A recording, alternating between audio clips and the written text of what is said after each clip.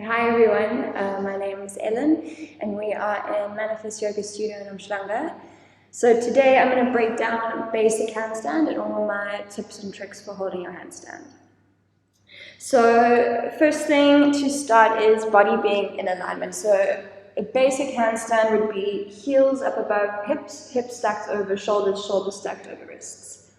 So big advice for your first setup is not to start from your down dog shape, but to start shoulders already stacked over wrists. So before I've even begun to kick up, I've already aligned one part of the body. So now all my intention is to stack my hips over my shoulders, heels up above hips. Okay, so that's first thing first.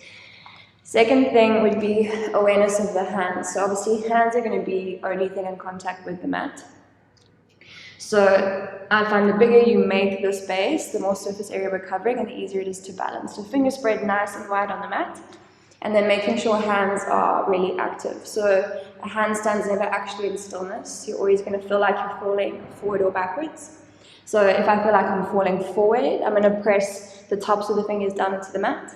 If I feel like I'm falling back, then I'm working heel of the hand into the mat. Okay. From there, aiming to kick middle body up, not the legs. So often you find people are trying to guide their feet up, and this sort of thing happens in a handstand shape. But if we guide middle body, so heavier part of the body, belly and hips up. If you didn't know, legs are attached to your hips, so legs will follow. So when I'm kicking up, that's my intention. As I set the hips up over the shoulders, legs follow through. And then whatever leg is guiding up first is super long, so toes to ceiling. So really engaged, like you feel in standing splits, engaged right to the ends of the toes. So I'm guiding hips up and at the same time leading leg right up to ceiling. Okay. So once you get here, you're welcome to stay in this L shape. So bottom leg is nice and lazy, and then toes right up to ceiling, pushing the floor away. So imagining trying to ground the hands through the earth. So staying there, if and when you find your balance there, then we start to bring the legs together and come into that straight handstand. Okay, so we've kicked up into that L shape first. So when you're comfortable in that L shape and you feel like you're able to breathe when you're there, then only trying to bring legs together, body straight. So what that L shape does is it creates this big seesaw effect in the body. It's much easier to stay there in balance.